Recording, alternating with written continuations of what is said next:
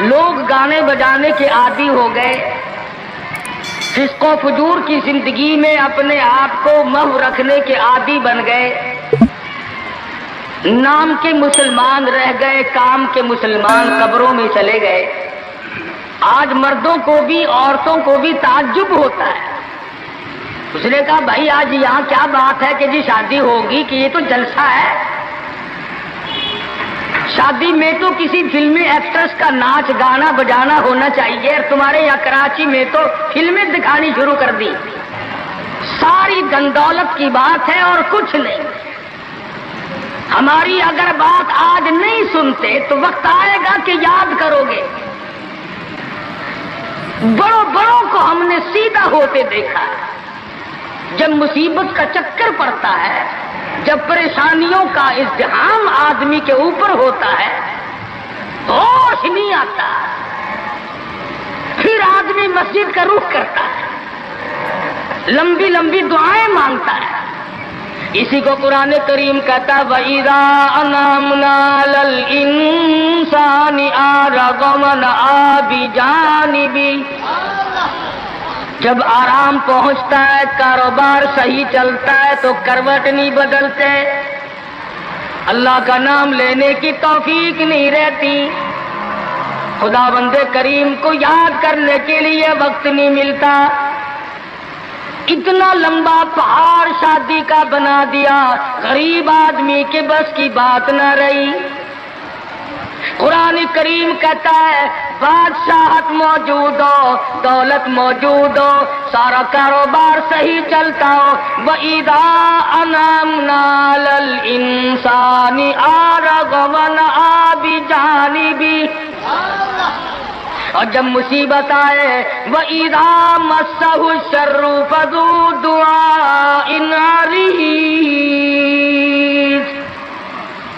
بڑی لمبی لمبی دعائیں مانگتا ہے، سجدے میں پڑھ کے روتا ہے، اے پروردگار، او میرے رب میرے حال پہ کرم فرما۔ جب مصیبت چل جاتی ہے پھر خرمستی کرتا ہے۔ امام الانبیاء محبوب کبریا حضرت محمد مصطفیٰ صلی اللہ تعالی علیہ وسلم کی شادی کا وقت آیا، آپ بالکل نادار ہیں، مفلس ہیں، غریب ہیں۔ ایک عورت نے آ کر آپ سے بات کی کہ آپ کی شادی کر دی جائے۔ قربان جاؤں، ارشاد فرمایا میری شادی ہوگی کیسے؟ گھر نہیں، در نہیں، زر نہیں، پر نہیں، میرے پاس تو ساز و سامان نہیں۔ وہ کہنے لگی ایسی عورت سے اگر نکاح ہو جائے جس کے پاس دولت بھی ہو، سب کچھ موجود ہو، ارشاد فرمایا میں کس طرح سے کروں؟ وہ مجھ سے بھی تو مطالبہ کرے گی۔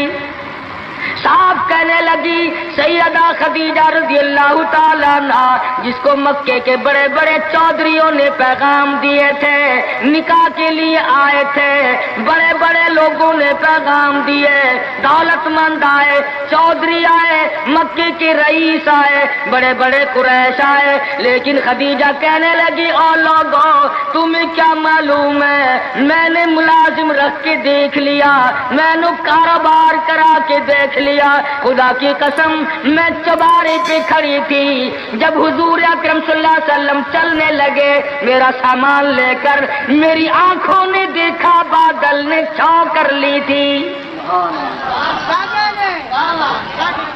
بادلوں نے چھاؤں کی، میری آنکھوں کے سامنے سورج کی تپش زیادہ تھی، حضور کے سر پہ آ کر بادلوں نے چھاؤں کی۔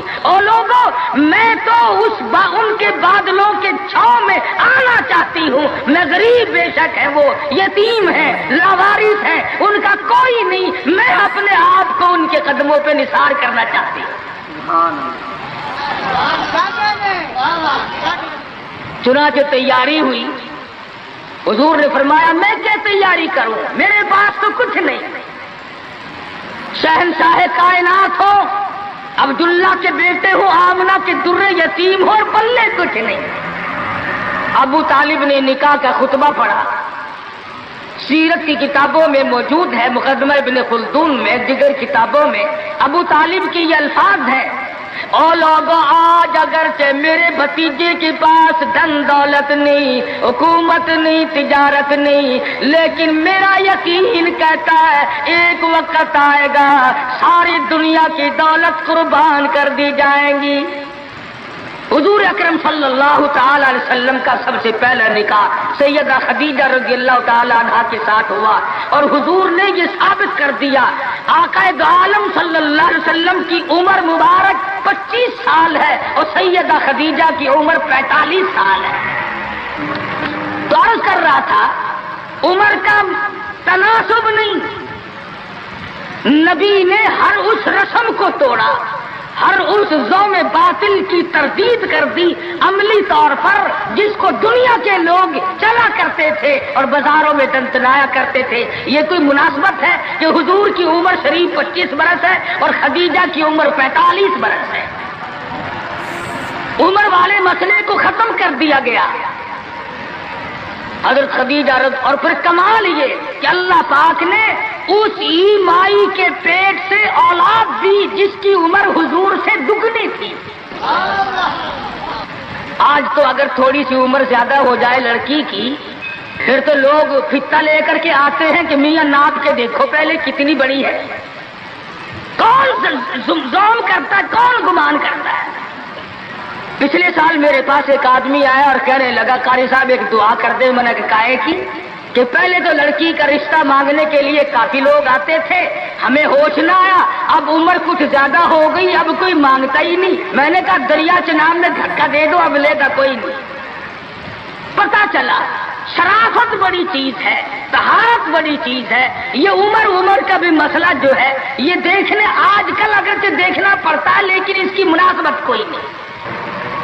اگر لڑکی کی عمر زیادہ ہو تو حضور کے عمل نے پہلے یوں تردید کر دی، اور پھر ایسا وقت بھی آیا کہ حضور اکرم صلی اللہ علیہ وسلم کی عمر مبارک تقریباً 42 برس ہے اور سیدہ عائشہ صدیقہ رضی اللہ تعالی عنہا کی عمر 6 برس ہے۔ حضور کے عمل نے اس بات کو بھی توڑ دیا کہ اگر لڑکے کی زیادہ عمر ہو جائے تو کوئی بات نہیں، سنت کے خلاف نہیں ہے، شریعت کے خلاف نہیں ہے۔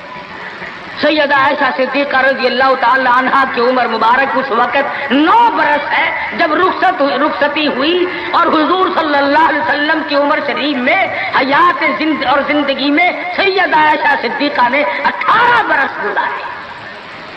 تو میں عرض کر رہا تھا سیدہ خدیجہ رضی اللہ تعالی عنہا کا جب انتقال ہو گیا تو بچیوں کا تمام دیکھ بھال، نگرانی اور سارا اہتمام حضور کے گلے میں آ پڑا۔ آپ بڑے پریشان ہو گئے، غرضے کہ آپ نے اپنے عمل سے یہ سارے کے سارے زندگی کی جتنی رسومات تھی ان سلم کے بارے میں قرآن کریم نے صراحت کے ساتھ فرما دیا، وَوَجَدَكَ عَائِلًا فَأَغْنَىٰ۔ اور میرے نبی، ہم نے خدیجہ کے مال کے ساتھ آپ کو بے نیاز اور مستغنی بنایا۔ خدیجہ رضی اللہ تعالیٰ عنہ مکے کی تاجرہ تھی، مکے کی رئیسہ تھی، مکے کی بہت بڑی دولت مند تھی، لیکن گھر میں حضور کے آ کر پھر یہ ہاتھ نہیں رکھا یہ دولت میری ہے، یہ مال میرا ہے، حضور کے سپرد کر دیا۔ اور میرے آقا میری جان بھی، میرا دل بھی، میرا ایمان بھی، میرا مال بھی، سارے کا سارا آپ کے حوالے۔ سیرت کی کتابوں میں موجود ہے، حضور نے فرمایا خدیجہ عورت ذات ہے، میرے حوالے مال کرے گی، کل کو ختم ہو جائے گا، پچھتائے گی۔ عرض کرنے لگی میرے آقا آپ چاہے ایک دن میں ختم کر دیں میں اوف نہ کروں گی۔ چنانچہ دوسرے ہی دن حضور اکرم صلی اللہ علیہ وسلم نے محض چند دنوں میں جتنی خدیجہ کی دولت تھی ساری مکے کے غریبوں میں تقسیم فرما دی۔ سیدہ خدیجہ کے عمل نے اس بات کی بھی تردید کر دی کہ جب تم شادی ہو کر کے آ گئی ہو تو تم بھی اور تمہارا مال بھی سب اس کے سپرد ہے۔ حضور صلی اللہ علیہ وسلم نے اپنی 11 شادیاں فرمائی اور 4 بیٹیوں کی شادیاں فرمائی۔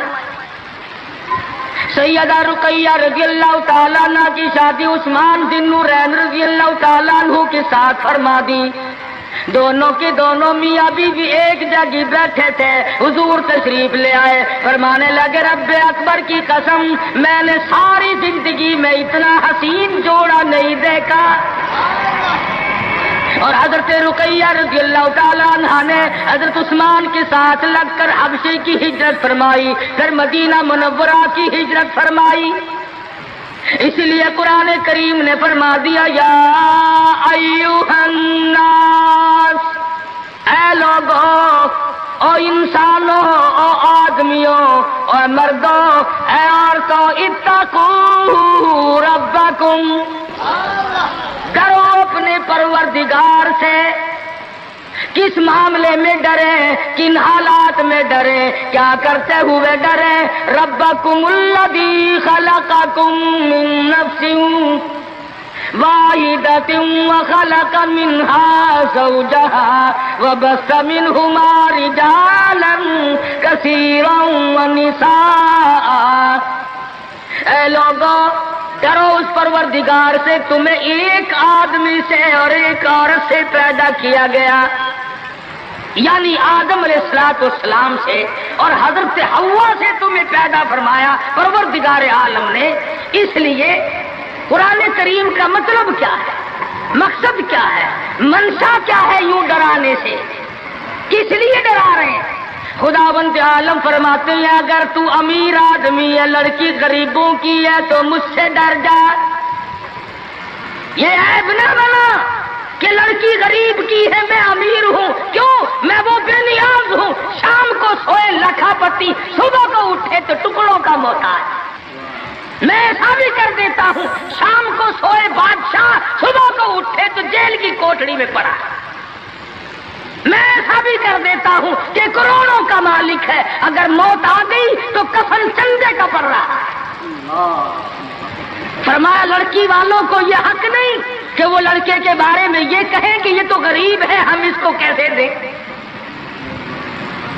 آؤ پھر قرآن کریم سے پوچھ لیں, ہم مسلمان ہیں, ہمارا قرآن پہ ایمان ہے, محمد عربی صلی اللہ علیہ وسلم کے فرمان پہ ہم سب کا ایمان ہے. آؤ قرآن سے پوچھے کہ لڑکا لڑکی کی جب شادی کرنے کی نوبت آئے تو کیا دیکھنا چاہیے, کیا ڈھونڈنا چاہیے, کیا تلاش کرنا چاہیے.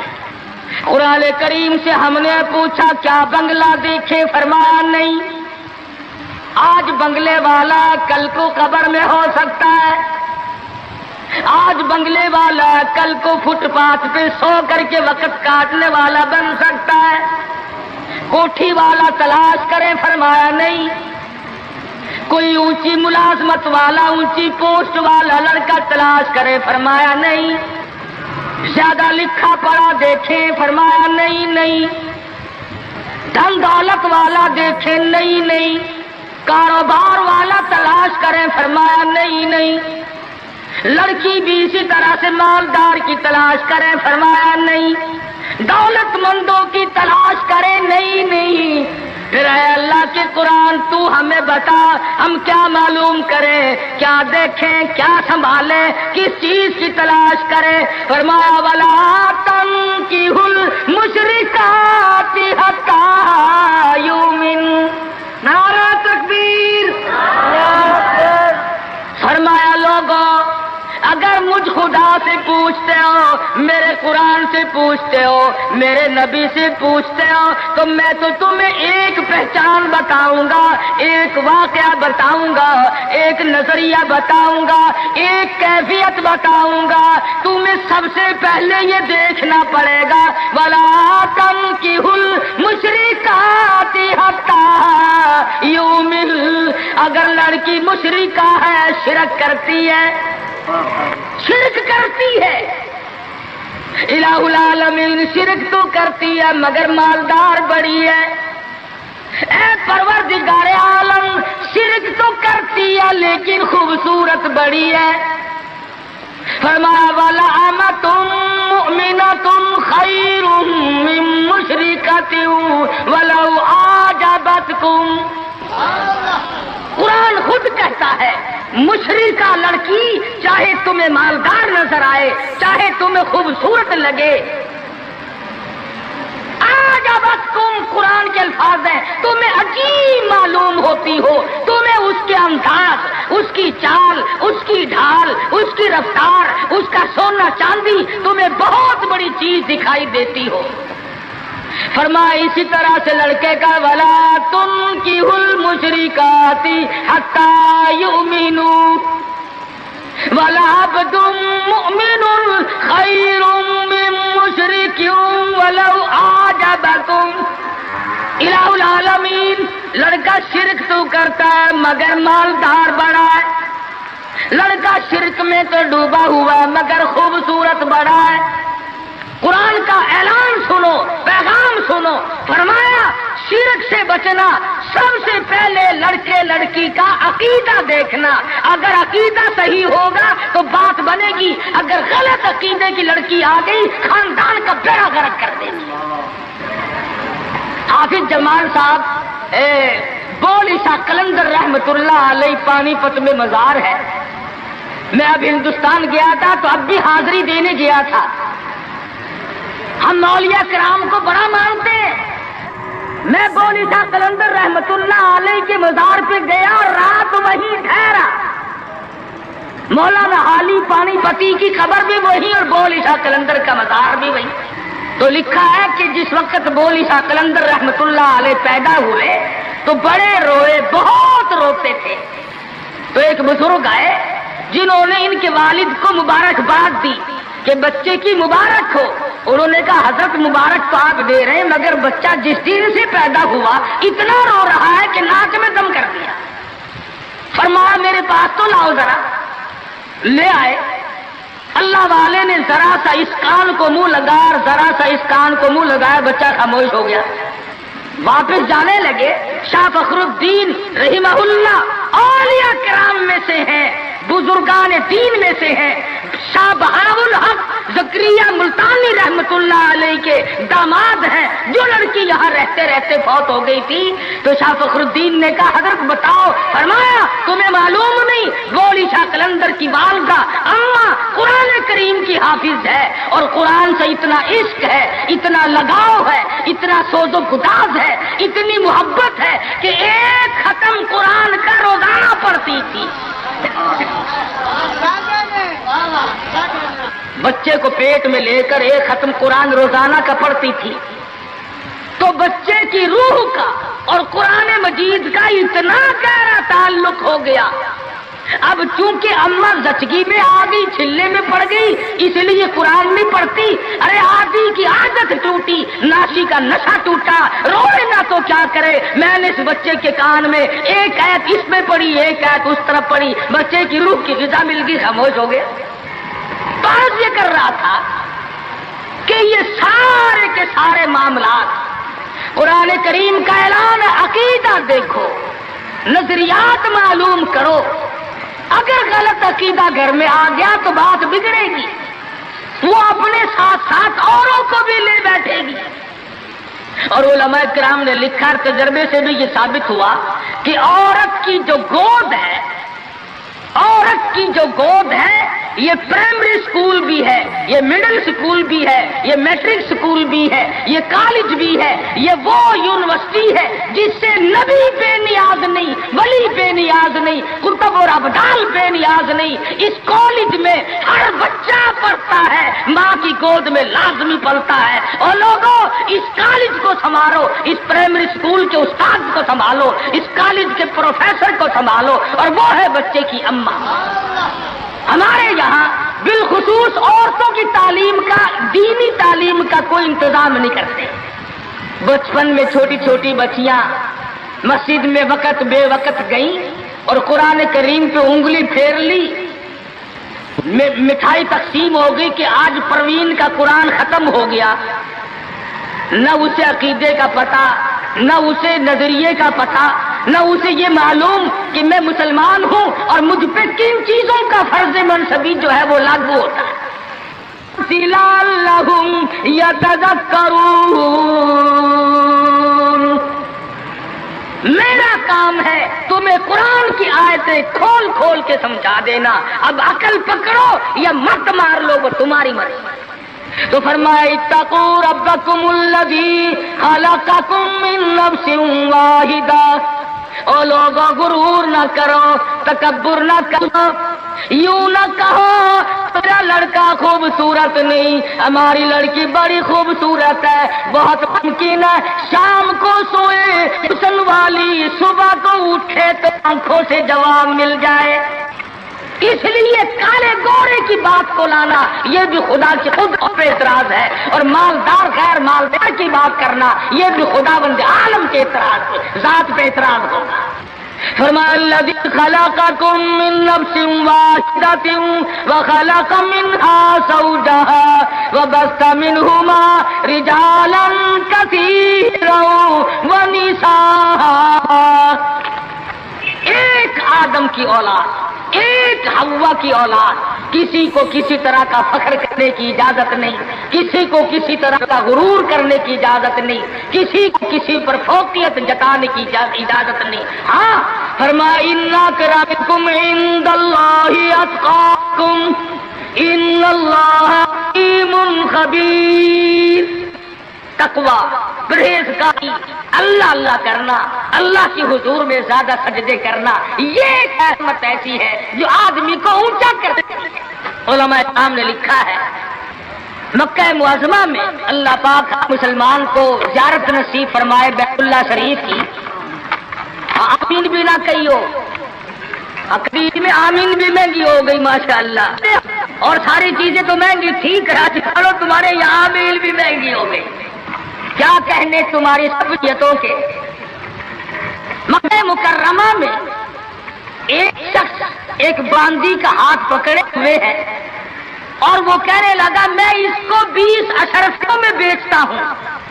ایک بزرگ تھے بغداد کے رہنے والے، انہوں نے آپ کی اتنی کم قیمت کیوں بتا رہا ہے؟ وہ کہنے لگا اس میں عیب ہے۔ کیا عیب ہے؟ اس نے کہا بھی یہ ہے کہ ساری رات نماز پڑھتی ہے اور سارا دن روزہ رکھتی ہے، اس میں یہ نقص ہے۔ اللہ والے نے خرید لی، اس نے کہا چلو میری ساتھ نماز پڑھ کے دیں گے، ایک کے بجائے 2 اللہ اللہ کیا کریں گے۔ چنانچہ عشاء کی نماز کے بعد اس باندی نے پوچھا کہ اے میرے مالک کام ہے میرے متعلق؟ کہا کوئی نہیں۔ لکھ دو ہے کہ عشاء کی نماز کے بعد مصلی پہ کھڑی ہوئی تھی، صبح کی آزاد ہو گئی، قرآن پڑھتی رہی ساری عمر، اور جب دن آیا تو کہنے لگی اللہ والے تم بغداد میں رہتے ہو، کچھ قرآن سنو۔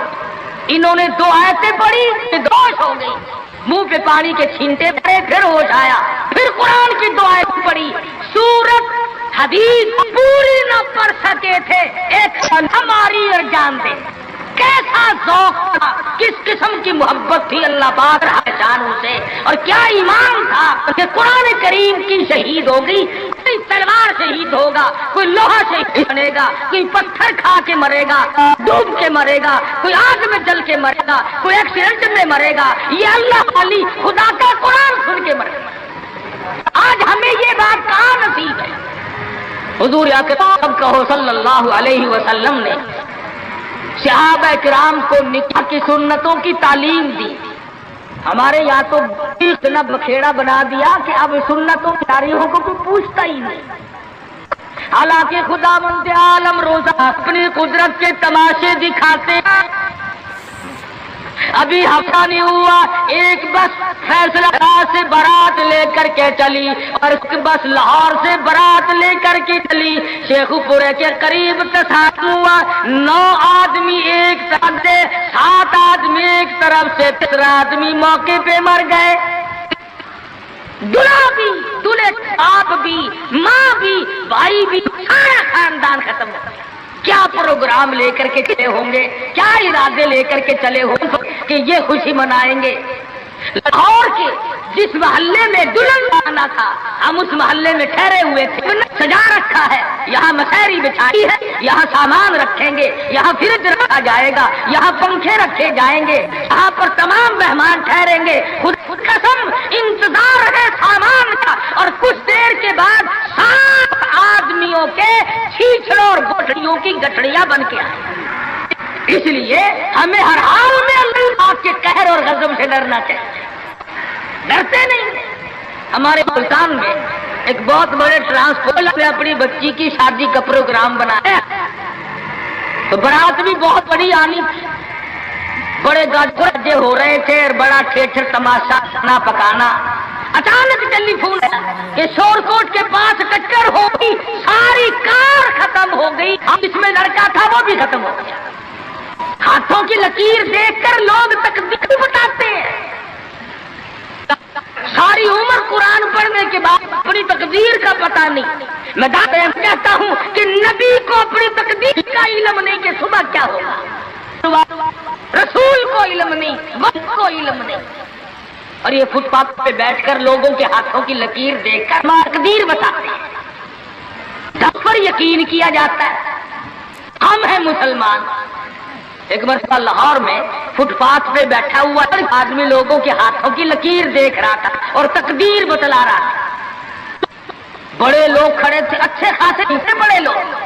کسی کو کہتا تھا تجھے بڑی اونچی ملازمت ملے، بہت اونچی پوسٹ پہ تو جائے گا۔ بس بابو جی اکڑے جاتے تھے، کیا کرنا، بس کیوں جی گورنر سے کم تو نہیں ہوں گا نا۔ لوگ پیسے بھی دے رہے تھے اور تقدیر لکھ رہے تھے۔ ہم مجمع میں کھڑے تھے، میں نے اپنے دوستوں سے کہا کہ یار آؤ ذرا ہم بھی دیکھیں تقدیر بتانے والا ایسا ہے یہ۔ اور مجمع میں سے آگے کو نکل کر میں نے بھی آگے ہاتھ کر دیا، میں نے کہا سائی جی ذرا دیکھو میری تقدیر شادی ہے کہ نہیں۔ اور بدبخت اچھی طرح دیکھی بھی نہیں، میرا ہاتھ جھٹک کر کے کہنے لگا نہیں تیری شادی نہیں ہوتی۔ اور میں کہا کھوتے تیرے باپ کے 8 بچے کھیل رہے ہیں، تجھے کیسے معلوم ہو گیا کہ شادی نہیں ہونی؟ البتہ اگر تو دوسری شادی کے بارے میں کہتا ہے تو بات اور ہے۔ اس کا کھیل ختم ہو گیا۔ غلط چیز، غلط عقیدے کی طرف بہت جلدی لوگ بھاگ جاتے ہیں، صحیح بات کی طرف محمد عربی صلی اللہ علیہ وسلم نے لوگوں 23 برس قرآن سنایا، فرمان بتایا، صحابہ کرام کا لشکر تیار کیا، ان کی زندگیوں میں انقلاب برپا کر دیا۔ ارے ٹوب کے جو مسلمان کہلاتے ہوئے آج نہ نبی کی صورت ہے، نہ نبی کی سیرت ہے، نہ نبی کی سنت ہے، نہ نبی کا طریقہ ہے۔ ارے آج تک کسی عورت نے ہم سے یہ نہیں پوچھا کہ ہمیں فاطمۃ الزہرا کا لباس تو بتاؤ۔ آج تک کسی مائی نے ہم سے یہ نہیں پوچھا خدیجہ کا لباس بتاؤ۔ کوئی ماں بہن آج تک یہ پوچھنے نہ آئی عائشہ صدیقہ رضی اللہ تعالیٰ عنہا کا لباس بتاؤ، ام حبیبہ کا لباس بتاؤ، ام سلمہ کا لباس بتاؤ، رقیہ ام کلثوم زینب کا لباس بتاؤ۔ کون پوچھے، کرنا ہو تو پوچھے۔ مدنی کریم صلی اللہ تعالی علیہ وسلم نے صحابہ کرام کی زندگی میں انقلاب برپا کر دیا۔ شادیاں حضور سے پوچھ کے کرتے ہیں، خدا کی قسم وہ شادیاں کتنی متبرک ہوں گی، کتنی برکت والی ہوں گی جن میں حضور نکاح پڑھانے کے لیے تشریف لاتے تھے۔ صحابی ہے مدنی کریم صلی اللہ علیہ وسلم کا، غریب ہے، نادار ہے، شکل کا بھی ایسا ہی ہے، چھوٹے سے قد کا صحابی ہے مگر حضور کا دیوانہ۔ دریائے کرم جوش میں آیا، فرمایا جلیبی تم نے شادی کی کہ نہیں؟ عرض کیے یا رسول اللہ میری شادی کون کرے، غریب ہوں، نادار ہوں، مفلس ہوں۔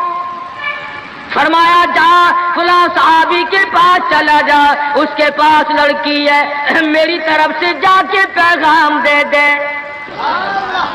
اس نے پیغام دیا، منظور ہو گیا، بڑا خوشی خوشی آیا، آ کے کہنے لگا کالی کملی والے صلی اللہ علیہ وسلم میرا کام بن گیا، میرا گھر بسے گا، میری چوک بسے گی، میرا گھر آباد ہوگا، مگر میرے پلے کچھ نہیں۔ فرمایا جا عثمان غنی سے 300 درہم قرض لے لے، تیرا قرض میں محمد الرسول اللہ ادا کروں گا۔ وہ کتنے خوش نصیب ہوں گے لوگ جن کی امداد شادی میں حضور فرمائے اور ضامن بن رہے۔ عثمان غنی کی خدمت میں گئے رضی اللہ تعالی عنہ کہ مجھے حضور نے بھیجا ہے 300 درہم قرض دے دے، حضور نے مانگا ہے، حضور ضامن ہے صلی اللہ علیہ وسلم۔ 300 لے کر کے بازار گیا، کچھ کپڑا خریدا، کچھ برتن لیے، کچھ ساز و سامان بنایا، جھوپڑی کی تیاری کی۔ اتنی دیر میں مدینے میں اعلان ہو گیا انفروا فی سبیل اللہ، اور مسلمانوں آؤ میدان میں، کفر نے اسلام کو للکارا ہے، تیار ہو جاؤ لڑائی کے لیے۔ کیسے ذہن بنا دیے تھے مدنی کریم صلی اللہ علیہ وسلم نے، جو کسی کے فرمان پہ مار کھائی جائے بڑی لذت آتی ہے۔ صحابی حضور کی خدمت میں نہیں جاتا اور میرے آقا جہاد میں جاؤں یا شادی کروں، آپ مجھے حکم دیں جو فرماؤ گے کروں گا۔ حضور کی خدمت میں نہیں جاتا، شادی کا پروگرام خود بخود ملتوی کر دیتا ہے۔ اسلام کی عظمت بڑی شے ہے، شادی کے مقابلے میں کوئی شے نہیں۔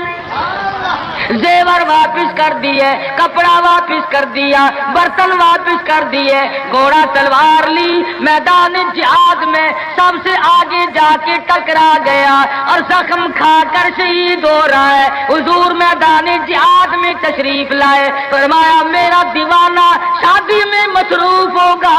کسی نے جواب دیا نہیں، فجرحت جرحن شدیدا، یا رسول اللہ ہمارے ماں باپ آپ پہ قربان ہو جائیں، وہ پیچھے نہیں، وہ تو 80 کے قریب زخم کھائے ہوئے نڈھال پڑا ہے، تلواروں تیروں کے 80 کے قریب زخم آئے۔ رحمت دو عالم صلی اللہ علیہ وسلم کا دریائے کرم جوش میں آیا، فرمایا اٹھا کر کے جلدی میرے پاس لے آؤ۔ صحابہ اٹھا کے لائے، رحمت والی گود میں سر رکھ دیا۔